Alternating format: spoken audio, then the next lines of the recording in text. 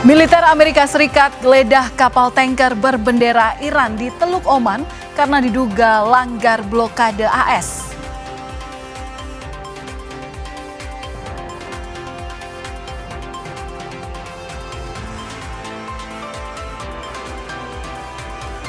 Ketegangan Amerika Serikat dan Iran kembali meruncing. Trump ancam akan serang Iran lebih keras, sedangkan Iran siap pukul mundur militer Amerika Serikat.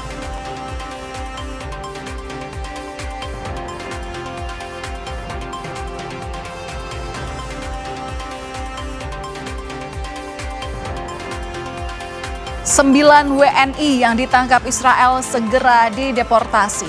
Kemenlu upayakan mengawal kepulangan WNI.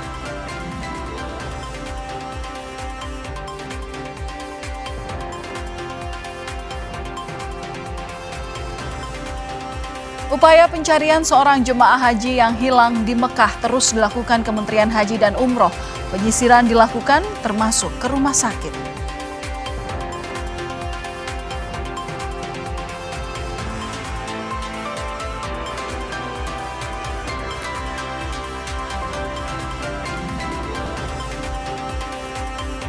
Selangkah lagi Persib Bandung merengkuh juara Super League. Bobotoh ramai antri untuk berburu jersey dan atribut Persib.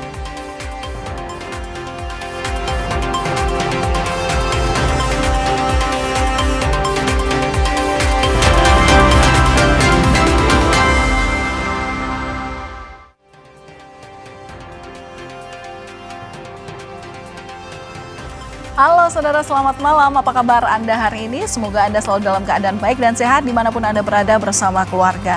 21 Mei 2026, Kompas Malam kembali hadir untuk Anda. Sejumlah informasi sudah kami siapkan bersama saya, Valentina Sitorus. Saudara, marinir Amerika Serikat menggeledah kapal tanker minyak berbendera Iran di Teluk Oman dalam operasi pencegatan maritim pada Senin waktu setempat. Diduga kapal ini mencoba untuk melanggar blokade Amerika.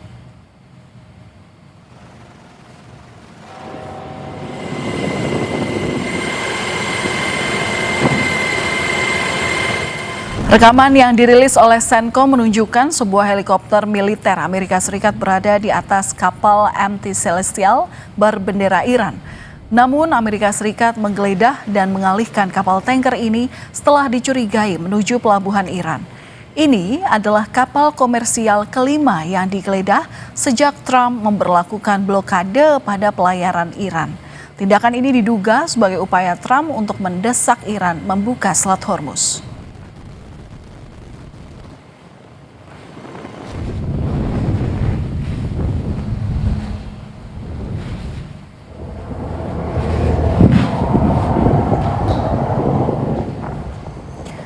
Di tengah blokade pelayaran di Selat Hormuz, puluhan kapal dan tanker minyak masih tetap berlabuh di perairan kota Kasab, Oman. Angkatan Laut Korps Garda Revolusi Islam Iran pada hari Rabu menyebut jika ada 26 kapal telah melewati Selat Hormuz dalam 24 jam terakhir. Teheran terus berkoordinasi dengan Kesultanan Oman dan pihak-pihak terkait lainnya untuk mengembangkan mekanisme yang mengatur navigasi melalui Selat Hormuz.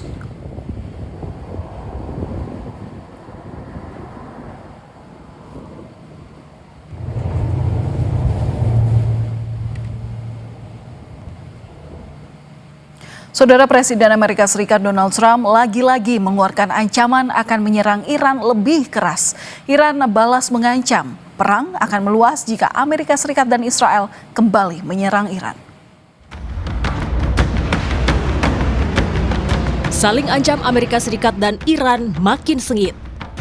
Sempat menunda serangan ke Iran, Presiden Amerika Serikat Donald Trump mengancam akan menyerang Iran lebih keras lagi.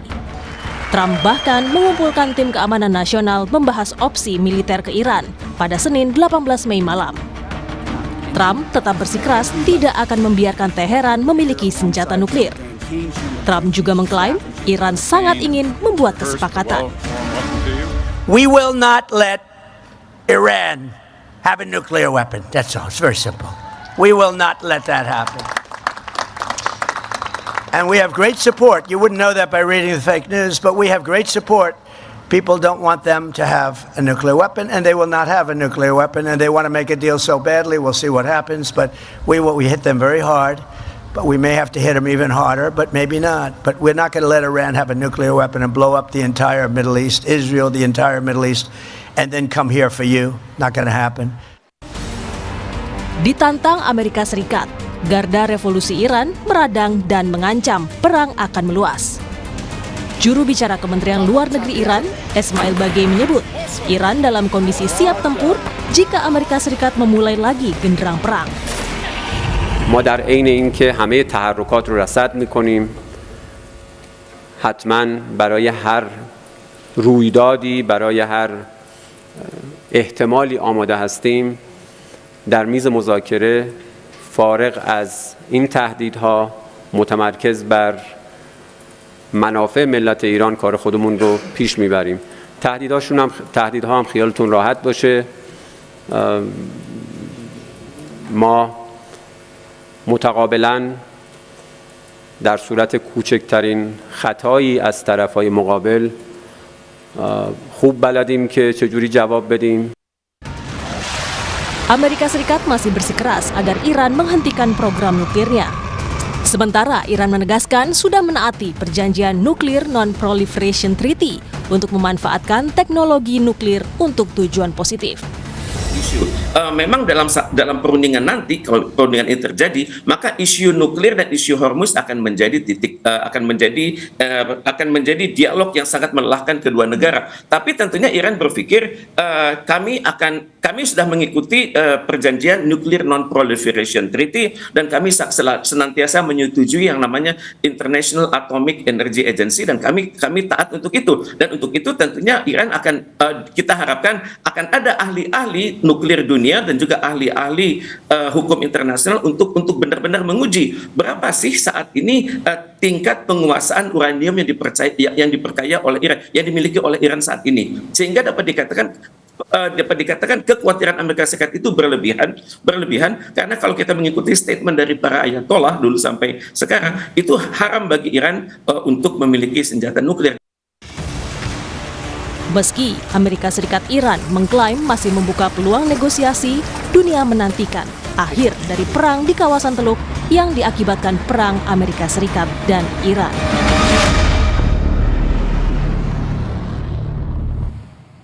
Saudara, Trump telah mengumpulkan petinggi militer untuk membahas kemungkinan perang lagi dengan Iran. Apakah serangan militer akan kembali meletus di tanah Persia? Kita bahas bersama dengan pengamat intelijen dan keamanan Universitas Indonesia, Stanislaus Rianta. Selamat malam Mas Stanis, apa kabar?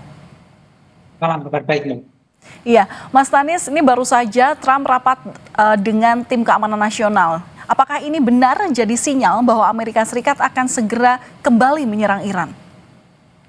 Ya, dalam rapat itu informasi yang saya dapat tidak hanya membahas soal perang, tapi juga membahas soal kemungkinan aksi-aksi diplomasi. Jadi Trump tidak hanya membahas soal bagaimana akan menyerang lagi, tapi juga membahas kemungkinan diplomasi. Jadi saya melihat bukan cenderung ke perangnya, karena kalau cenderung ke perang seharusnya hampir 3 bulan ini Trump mempunyai kesempatan yang banyak untuk melakukan serangan, mulai dari 4 minggu pertama, kemudian 4 minggu kedua saat jeda, dan kemudian setelah itu pasukan sudah siap, pesawat sudah siap, kemudian ada juga mau dilakukan pendaratan dari pantai, kemudian penerjunan di udara pakai pesawat Linut, pasukan Linut ya. Tetapi sampai sekarang kan serangan-serangan itu juga tidak bisa melumpuhkan Iran. Jadi berbagai aksi dari Amerika masih membuat Iran itu tetap eksis. Dan ketika melihat Trump mengumpulkan tim keamanan nasionalnya, itu di informasinya kan tidak hanya soal aksi atau serangan Amerika, tetapi juga upaya-upaya diplomasi yang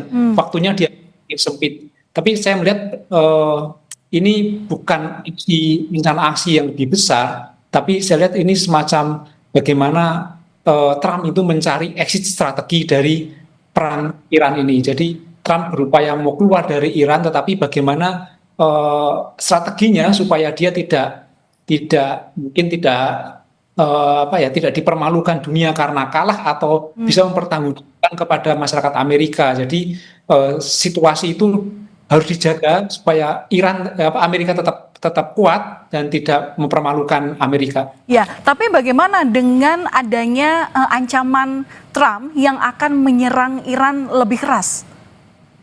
Ancaman itu kan sudah berkali-kali kan. Sejak pertama Trump kan juga selalu mengancam akan melakukan ini itu kan, banyak sekali ancaman Trump. Dan Trump kayaknya memang mengancam gitu loh. Tapi dari semua ancaman Trump saya kira sedikit yang dilaksanakan gitu loh. Karena pertimbangannya pasti bukan hanya untuk menguji konsistensi ancaman itu menjadi nyata, tetapi saya kira pertimbangannya banyak ya.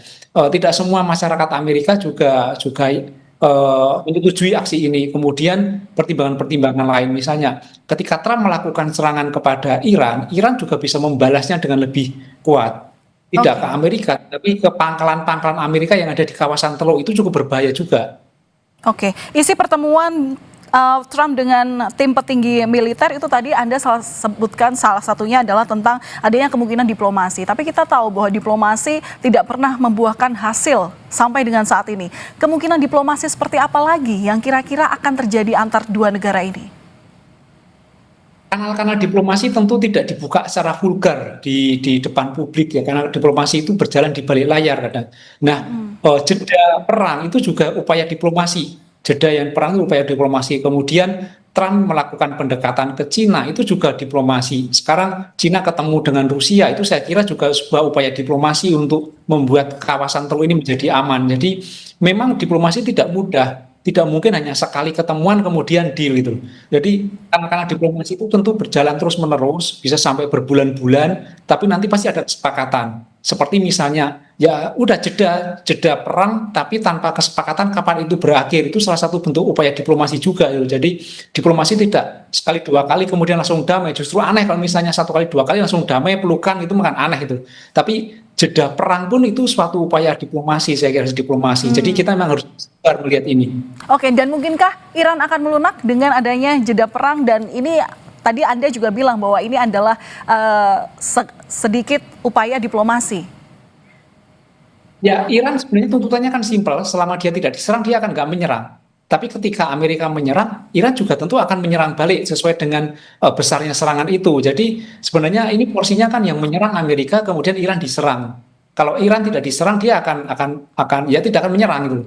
Jadi saya kira ini yang harus ditugaskan, apakah Amerika tetap menyerang atau tidak. Kalau Amerika tidak menyerang, kemudian dia balik kanan ke negaranya dan menganggap bahwa oke, akan jeda dulu sampai batas waktu yang tidak ditentukan, saya kira Iran juga tidak akan melakukan hal yang aneh-aneh. Oke, tapi kalau hari ini Iran tidak memberikan jawaban atas proposal Amerika Serikat, apakah Amerika Serikat akan langsung menyerang Iran, Mas Tanis?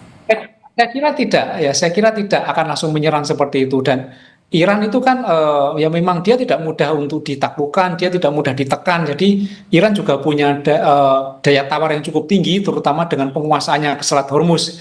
Jadi saya kira Trump memang mengancam, selalu mengancam, tapi Iran itu tidak mudah diancam. Dengan posisi ini ketika Trump selalu mengancam, sementara Iran tidak mudah diancam, maka sebenarnya posisi yang paling tepat dan mungkin belum ada hasil yang sangat signifikan itu. Sementara ketika alasan pertama masuk ke Iran adalah nuklir, sampai sekarang juga senjata nuklir itu tidak ditemukan. Iran juga tidak menggunakan itu. Jadi saya kira invasi darat itu akan menambah biaya sangat besar, apalagi nanti pendaratan di pantai. Saya kira tidak, karena faktornya banyak, politik, anggaran, ekonomi, dan itu cukup berat bagi Trump. Baik, terima kasih atas analisa Anda, Bung Stanislaus Rianta, bersama kami di Kompas Malam, selaku pengamat intelijen dan keamanan Universitas Indonesia. Terima kasih, salam sehat selalu. Terima kasih. Saudara, kami akan kembali usai jeda dengan informasi mengenai 9 warga negara Indonesia yang ditangkap Israel segera dideportase. Kemenlu upayakan mengawal kepulangan WNI.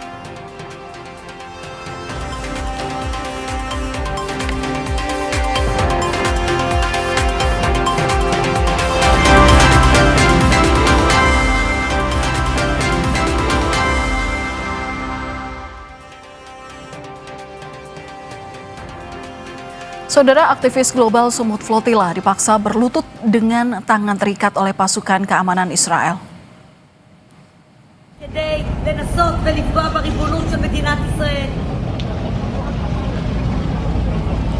Rekaman video memperlihatkan para aktivis dipaksa berlutut setelah Israel mencegat hampir 50 kapal flotila yang berlayar menuju Gaza di perairan internasional. Pihak Israel menuduh para aktivis ini menyebarkan teror. Bahkan Menteri Transportasi Israel menyebut seharusnya para aktivis mendapat hukuman penjara. Global Sumut Flotilla mendata bahwa lebih dari 420 peserta dari 40 negara telah ditahan dan jadi sasaran kekerasan setelah diculik secara ilegal di laut. Video para aktivis yang ditahan telah menuai kecaman dunia termasuk Indonesia. תומכי טרור כדי לנסות ולפגוע בריבונות של מדינת ישראל. אין שום קשר לזה הומניטרי, הם מגיעים מסוממים עם אלכוהול, תומכי טרור כדי לנסות ולפגוע בריבונות של מדינת ישראל, לפגוע במצור הימי, תומכי טרור מקומם בכלא, אנחנו נחזיר אותם כמובן חזרה לארץ מוצאם.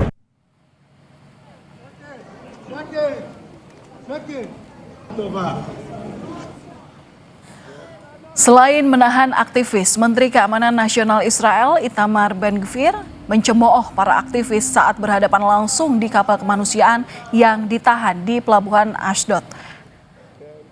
Ben-Gvir menyebut bahwa aktivis ini berangkat untuk menjadi pahlawan dan mengomentari kondisi para aktivis yang gagal dalam misinya. Video tersebut bahkan memicu kemarahan di dalam pemerintahan Israel sendiri.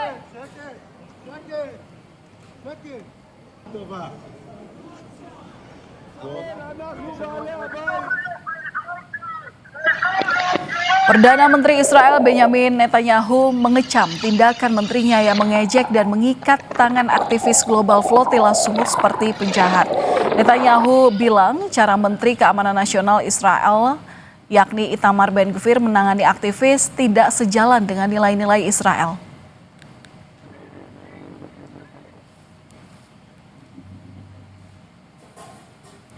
Dalam keterangannya, meskipun Israel memiliki hak untuk menghentikan armada provokatif pendukung teroris Hamas, cara Menteri Keamanan Itamar Ben-Gvir dalam menangani aktivis tidak sejalan dengan nilai-nilai dan norma Israel.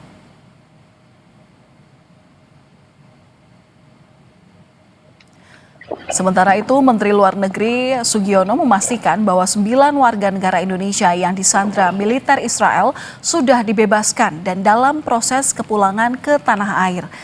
Menlu mengapresiasi peran Turki yang memfasilitasi proses pemulangan 9 WNI.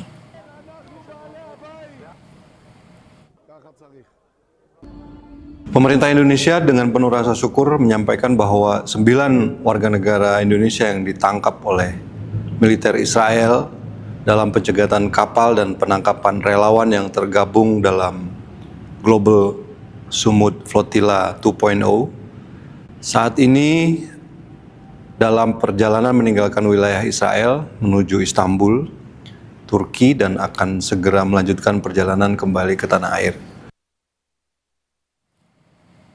Dan saudara, membahas soal kondisi 9 warga negara Indonesia yang ditangkap militer Israel, kita sudah bersama Irfan Nugraha, pengarah Global Peace Convoy Indonesia atau GPCI. Selamat malam Pak Irfan. Selamat malam Mbak Valen. Jadi bagaimana Pak, sudah ada kabar mengenai kondisi 9 WNI pada malam hari ini? Siap ya, kabar terbaru rekan kita warga negara Indonesia yang ikuti Global Sumut Flotilla sudah sampai di Turki, namun kami belum bisa berkomunikasi secara langsung ya dengan warga negara Indonesia yang ikut Global Sumut Flotilla. Begitu Mbak Valen. Oke, ini informasi didapat dari mana Pak bahwa mereka ini sudah sampai di Turki? Ya, kami dapat informasi dari panitia Global Sumut Flotilla yang memang ada command center di Turki gitu ya, dan koordinator Dewan Pengarah GPCI juga sampai saat ini masih di Istanbul dan Turki, begitu Mbak.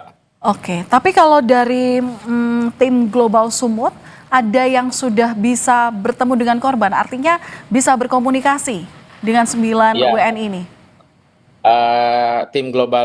Dari tim Global Sumut Flotilla secara detail belum mendapatkan apakah sudah berkomunikasi atau enggak ya, hanya mendapatkan sudah mengabari posisi sudah sampai di Turki, di Istanbul ya, Tadi kan Pak Menlu menyampaikan bahwa proses sudah keluar dari wilayah Israel ya dan akan menuju Istanbul. Nah, kabar terakhir seperti itu Mbak Palen ya. Oke, saat ini sudah sampai di Turki dan sesegera mungkin akan kembali ke Indonesia. Adakah informasi Pak, terutama untuk juga menjadi kabar baik bagi keluarga korban di Indonesia, bagaimana kondisi 9 WNI ini atau para korban? Ya, betul ya. Jadi ada prosedur yang dijalankan sebenarnya oleh Global Sumut Flotilla ya. Jadi ini pun yang menjadi sedang berdiskusi ya dari Global Sumut Flotilla dari GPCI dengan pihak pemerintah dalam ini Kementerian Luar Negeri. Kalau Kementerian Luar Negeri tentu menginginkan setelah tiba di Istanbul langsung diberangkatkan ke tanah air ya. Namun kami dari Global Sumut Flotilla ya ada prosedur yang harus dijalani yaitu adalah pengecekan ya. Mulai apa? Pertama pengecekan dari sisi kesehatan ya. Apakah ada hal-hal yang membahayakan ya selama kemarin mengalami penculikan ya penahanan begitu. Itu pertama. Yang kedua adalah dari sisi psikologis gitu ya. Nah, kita ingin melihat ya, tentu juga kalau kita dilihat tadi atau berkabar ya ada proses kekerasan dan lain-lain, tentu itu bisa berdampak kepada psikologi warga negara Indonesia yang ikut Global Sumut Flotilla 2 ini. Nah, yang ketiga tentu kita ingin melakukan rekam ya ataupun melakukan pendokumentasikan selama proses dari mulai diintercept sampai akhirnya dibebaskan. Nah, ini dokumen ini tentu untuk menjadi bahan bagi kita melakukan apakah kita akan melakukan upaya selanjutnya gitu ya apabila ada tindakan-tindakan pelanggaran HAM dan lain-lain itu akan menjadi bahan bagi panitia di Global Sumut Flotilla kedua. Nah, nanti dikabarin, mudah-mudahan sih kita berharap warga negara Indonesia sehat, itu yang kita harapkan gitu ya, dan secepatnya bisa segera bertemu dengan keluarga karena keluarga sudah menanti, meskipun alhamdulillah keluarga sekarang sudah lega ya karena sudah kita informasikan bahwa sudah bebas, sudah dalam posisi ke Turki begitu. Iya, ada sejumlah prosedur yang saat ini masih dilakukan oleh para korban. Seperti yang Anda sampaikan adalah pemeriksaan medis hingga kondisi psikologis. Tapi sudah ada kepastiankah kapan mereka akan diterbangkan ke tanah air, Pak Irfan? Ya, betul ya. Kalau misalnya itu dilakukan prosedur itu ya, maka tentu memerlukan waktu ya, setidaknya 1 hari ya, karena pemeriksaan itu enggak per negara ya, tetapi pemeriksaan dilakukan per kapal gitu ya. Jadi waktu itu ada daftar nama kapal gitu kan, nanti akan diperiksa satu-satu semuanya ya sampai selesai ya, sampai akhirnya semua jejak dokumen ataupun jejak dari mulai itu terekam oleh panitia gitu ya. Setelah itu baru diterbangkan. Nah, kalau prosedur ini akhirnya dijalankan ya, berarti kan ada waktu sekitar 1 hari di Istanbul, Turki ya, begitu ya. Namun misalnya seandainya prosedural itu dipersingkat gitu ya, prosesnya, maka secepatnya bisa jadi besok sore gitu ya, atau besok malam sudah bisa di tanah air gitu kan. Ini yang kalau kami tentu adalah secepatnya bisa kembali ke Indonesia ya, agar mereka bisa bertemu dengan keluarga atau keluarga bisa bertemu dengan rekan-rekan kita, aktivis kemanusiaan dan jurnalis ini itu. Ya, pemulangan WNI ini dari Turki ke Indonesia ini difasilitasi oleh pemerintah atau organisasi, Pak Irfan? Ya, dapat kabar Kementerian Luar Negeri, pemerintah dalam ini akan memfasilitasi ya pemulangan dari Turki ke Indonesia begitu ya. Nah, jadi memang secara teknis kabarnya seperti itu, dan nah ini yang kita sedang berdiskusi gitu ya, karena ada prosedur dari Global Sumut Flotilla yang harus dijalani dulu gitu, sehingga pemesanan tiket dan lain-lain itu belum bisa secepatnya ya di fixkan atau diperjelas begitu, Mbak Palen. Oke, kalau dari organisasi GPCI sendiri ini juga sudah mengkontak keluarga korban supaya harapannya memang tahu sehingga mereka bisa menjemput langsung di Indonesia, Pak Irfan. Ya, betul. Betul. Jadi memang selama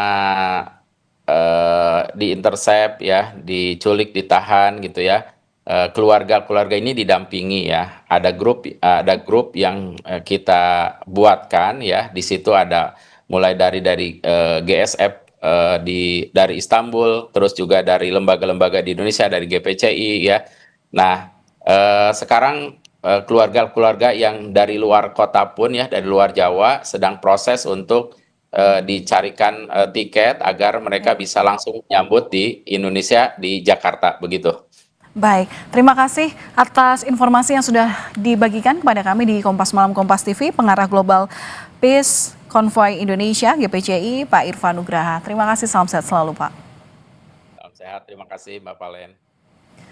Saudara, kami akan kembali usai jeda. Informasi mengenai upaya pencarian seorang jemaah haji yang hilang di Mekah terus dilakukan oleh Kementerian Haji dan Umroh. Penyisiran dilakukan termasuk ke rumah sakit.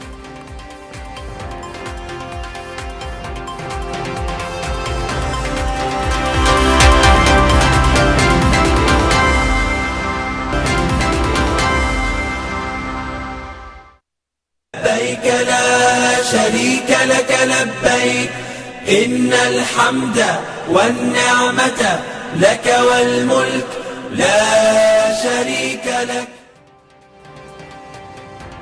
Saudara, seorang anggota jemaah haji Indonesia hingga kini belum kembali setelah meninggalkan hotel di wilayah Mekah, Arab Saudi.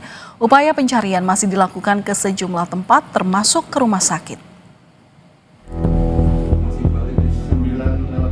Inilah visual terakhir jemaah haji atas nama Muhammad Firdaus Ahlan saat meninggalkan hotel di Sektor 9 di wilayah Mekah. Saat itu, Firdaus sempat dicegah keluar hotel sendirian oleh teman sekamarnya. Namun, pria berusia 73 tahun ini tetap berlalu. Menurut istrinya, saat itu kondisi sang suami sudah letih dan menunjukkan gejala kurang fokus. Ia berharap suaminya segera ditemukan. Ya, tamunya Allah di sini. Tamunya Allah nggak akan disia-siakan. Ya Allah, lindungilah ya Allah. Pelihara ya Allah, jaga ya Allah. Kembalikan dia ya Allah dengan normal dan sehat. Gitu. Dalam pencarian, petugas mendatangi tempat-tempat yang diduga lokasi Firdaus berada, termasuk ke sejumlah pos keamanan, rumah sakit, hingga ke Jeddah. Sejak laporan pertama diterima, kami memastikan bahwa proses pencarian terus dilakukan secara serius, menyeluruh dan terus berlanjut hingga saat ini. Adapun ciri-ciri jemaah yang saat ini masih dalam pencarian dengan menggunakan pakaian terakhir, kaos putih dan sarung, dan berdasarkan informasi terakhir beliau keluar hotel tanpa membawa kartu identitas. Hingga kini upaya pencarian terus dilakukan. Petugas Kementerian Haji dan Umroh berharap Firdaus bisa segera ditemukan dan dapat kembali bersama istri tercinta. Sofyan Hartanto, Gianovita, Kompas TV, Mekah, Arab Saudi.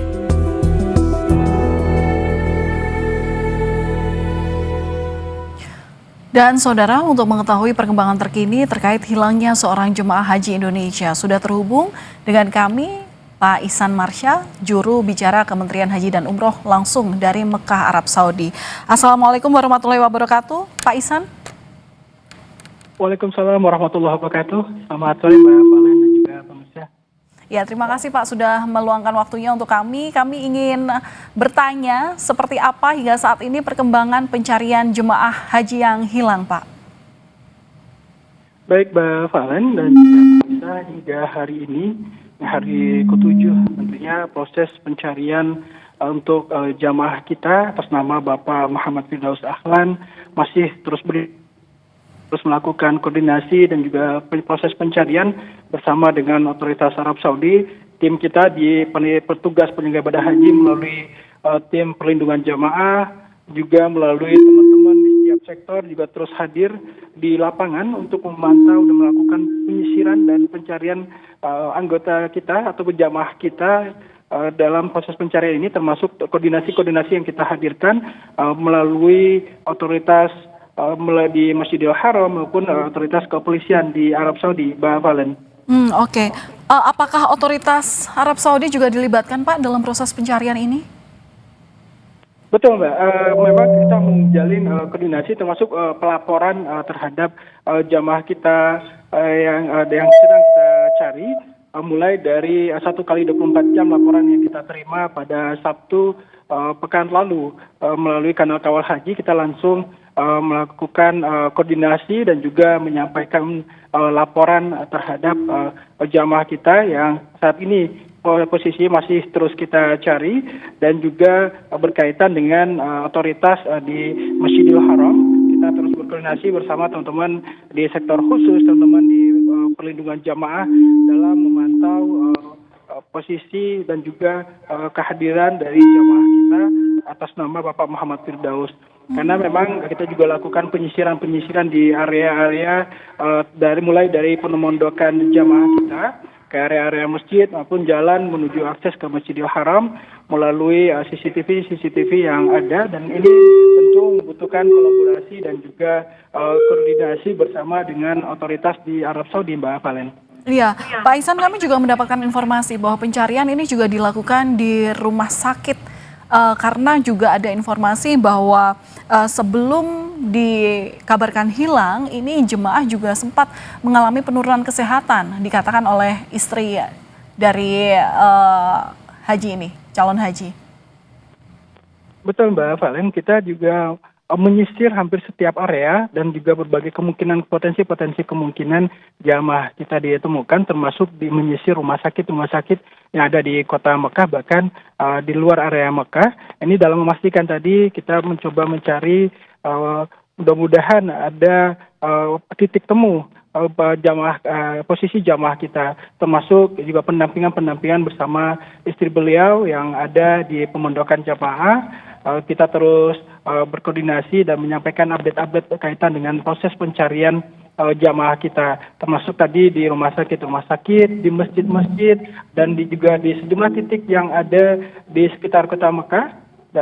Kita terus kerahkan para petugas haji untuk terus menyisir, dan tadi berkolaborasi dengan aparat keamanan di Arab Saudi. Kita bagi 2 tim tadi, ya, seperti yang kita sampaikan di beberapa waktu lalu, yang fokus menyisir tempat-tempat jalan-jalan di kota Mekah, mulai termasuk di Masjidil Haram, serta menyisir di area-area rumah sakit, baik yang di kota Mekah maupun di luar Mekah, Mbak Valen. Apakah ada bukti baru atau CCTV dari jalan-jalan yang juga menjadi area titik fokus pencarian? Artinya tidak hanya CCTV dari sekitaran hotel saja. Untuk ini kita masih terus berkoordinasi dengan aparat. Ini juga teman-teman dari perlindungan jamaah juga sedang berkoordinasi, Mbak Valen, untuk mengupdate ataupun menindaklanjuti update dari laporan kita terkait dengan pencarian jamaah kita, mulai dari berkaitan dengan bagaimana akses CCTV di sejumlah titik kemungkinan menjadi akses yang dilewati oleh jamaah kita, Mbak Valen. Untuk saat ini itu update yang bisa kami sampaikan, dan juga tadi tim dari perlindungan jamaah juga bertemu dengan otoritas di Masjidil Haram, juga berkaitan dengan pemantauan titik-titik CCTV di sejumlah titik di area Masjidil Haram dalam meninjau dan memantau lokasi-lokasi kemungkinan jamaah kita lewati, Mbak Valen. Oke, tapi Pak Firdaus ini dipastikan membawa kartu nusuk atau identitas penjamin, sehingga seperti gelang begitu, sehingga kalau memang tersesat ini mudah untuk diantarkan.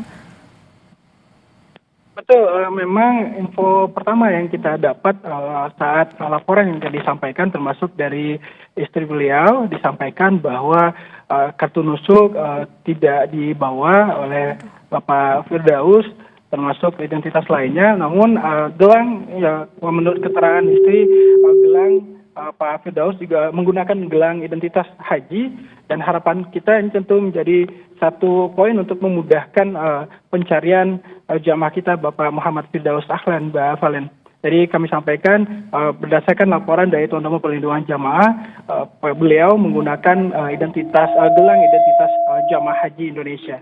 Baik, doa dari masyarakat Indonesia terutama untuk kelancaran dan keberhasilan dari upaya pencarian dari otoritas terutama Kementerian Haji dan Umroh di sana. Terima kasih Pak Ihsan Marsya selaku Jubir Kementerian Haji dan Umroh sudah berbagi informasi bersama kami di Kompas Malam. Wassalamualaikum warahmatullahi wabarakatuh.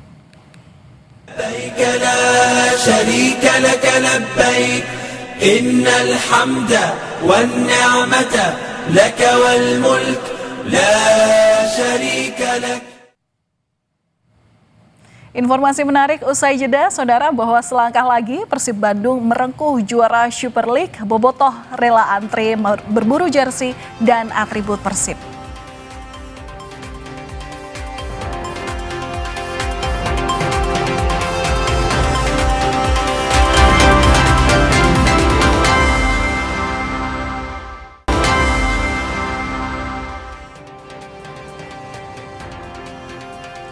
Saudara, selangkah lagi Persib Bandung merengkuh juara Super League. Bobotoh berburu jersey dan atribut kebanggaan mereka. Toko pusat merchandise resmi Persib di Geraha Persib di Jalan Sulanjana, Kota Bandung ini dipadati oleh bobotoh yang hendak berburu jersey ataupun atribut Maung Bandung. Bahkan bobotoh rela mengantri selama 1,5 jam untuk membayar belanjaan mereka. Penjualan jersey meningkat 70% dibandingkan momen kemenangan Persib pada musim lalu.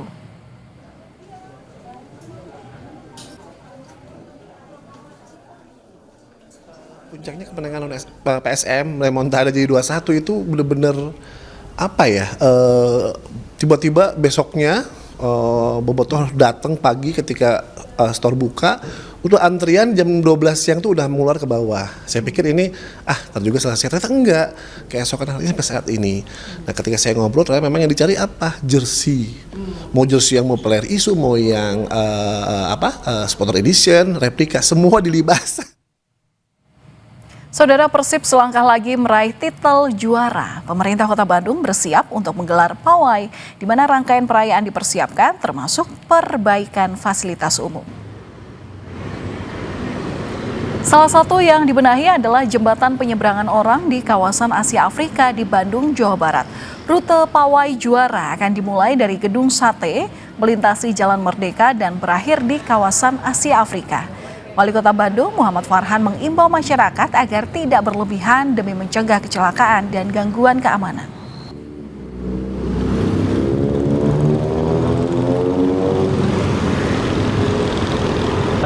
Ayo kita bergembira bersama, tapi hati-hati jangan sampai terjadi hal yang berlebihan lahnya.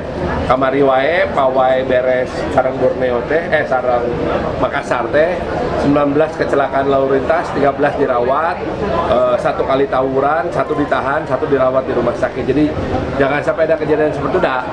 Kurang mah lah dulur sorangan banyak tawuran ya. Itu nomor 1. Kita ke informasi lain, saudara. Buaya muara seberat 500 kg ditangkap warga di Desa Teluk Kembang, Kabupaten Sambas, Kalimantan Barat.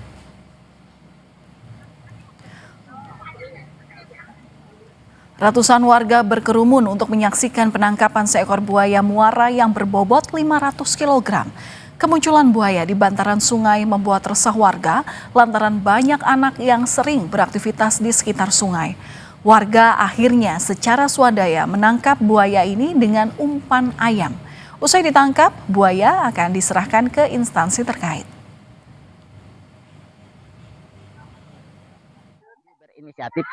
Berinisiatif untuk melakukan penangkapan secara mandiri lah tentunya. Umpannya dimakan oleh buaya tersebut dan alhamdulillah bisa sangkut di tali, kemudian tali tersebut diramai nariknya ke arah darat. Sementara di Sumatera Selatan, 2 ekor gajah liar yang sempat masuk ke lorong Pasar Jukung, Kecamatan Muara Sugihan, Kabupaten Ogan, Komering Ilir.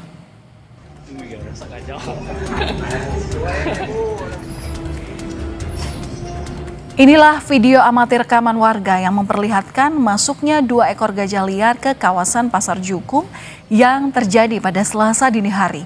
Diduga kedua gajah tersebut terpisah dari kelompoknya saat berada di kawasan hutan Sugihan Simpang Heran. BKSDA Sumatera Selatan memastikan kedua gajah ini sudah kembali ke area habitatnya. Kawasan Sugihan Simpang Heran ini diketahui menjadi habitat terbesar gajah liar di Sumatera Selatan, dengan populasi mencapai 141 ekor.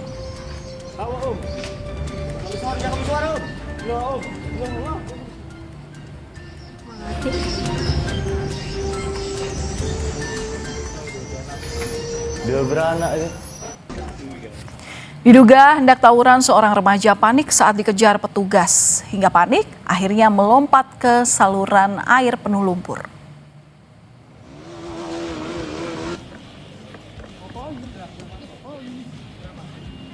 Aksi kejar-kejaran antara remaja dan polisi terjadi di Kebonjeruk, Jakarta Barat pada Rabu malam.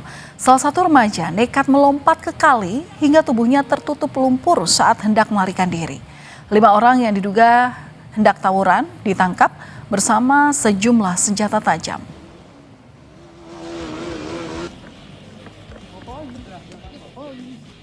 Semuanya ada 5 orang. 5 orang.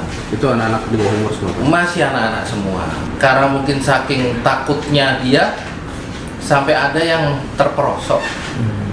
Terperosok, ya dibantu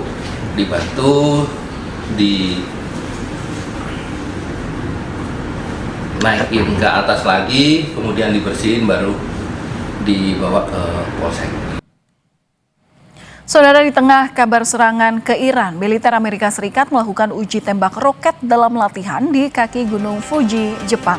Informasinya sesaat lagi, usai jeda.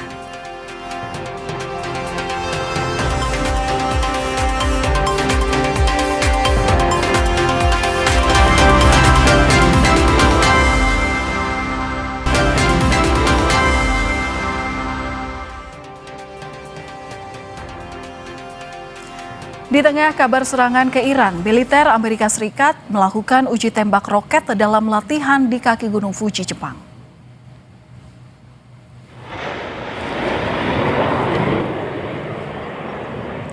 Marinir Amerika Serikat melakukan uji tembak 12 roket dari peluncur yang bergerak di lapangan tembak kaki Gunung Fuji, Jepang pada Rabu waktu setempat.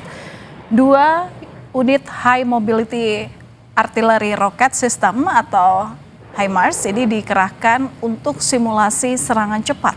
Sistem ini sebelumnya digunakan pasukan Amerika Serikat di Irak dan Afghanistan. Komando Pusat Amerika Serikat bilang sistem ini dipakai dalam serangan pembuka ke Iran. Sistem ini meluncurkan roket berpemandu presisi baru yang bisa membidik target ratusan mil.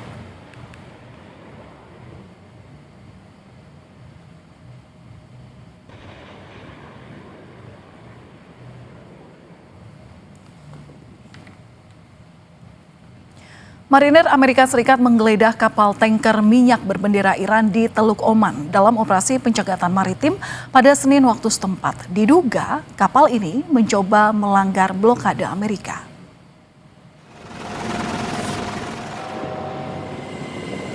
Rekaman yang dirilis oleh Senko menunjukkan sebuah helikopter militer Amerika Serikat berada di atas kapal MT Celestial berbendera Iran. Pasukan Amerika Serikat menggeledah dan mengalihkan kapal tanker ini setelah dicurigai menuju pelabuhan Iran. Ini adalah kapal komersial kelima yang digeledah sejak Trump memberlakukan blokade pada pelayaran Iran. Tindakan ini diduga sebagai upaya Trump untuk mendesak Iran membuka Selat Hormuz.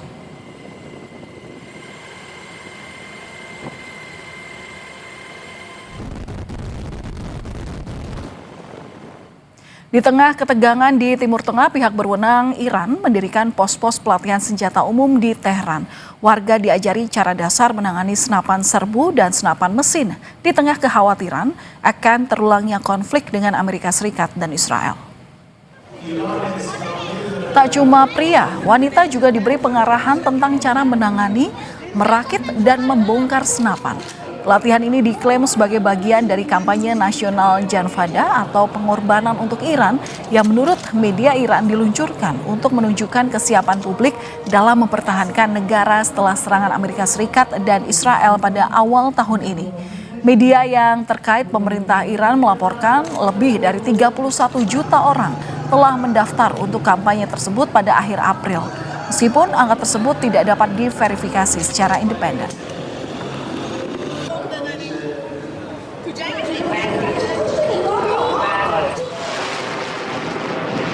Garda Revolusi Iran memperingatkan tentara Amerika Serikat bahwa perang akan meluas melampaui kawasan jika Amerika Serikat dan Israel kembali menyerang Iran.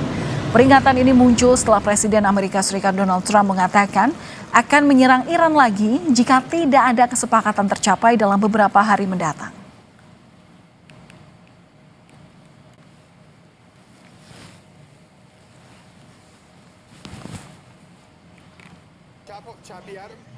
Dan kami tutup Kompas Malam sampai di sini. Saudara, perbarui terus informasi Anda di Kompas TV dengan 3 botol air mineral 700 ml yang setara dengan 2 liter air untuk 1 hari penuh kesejukan.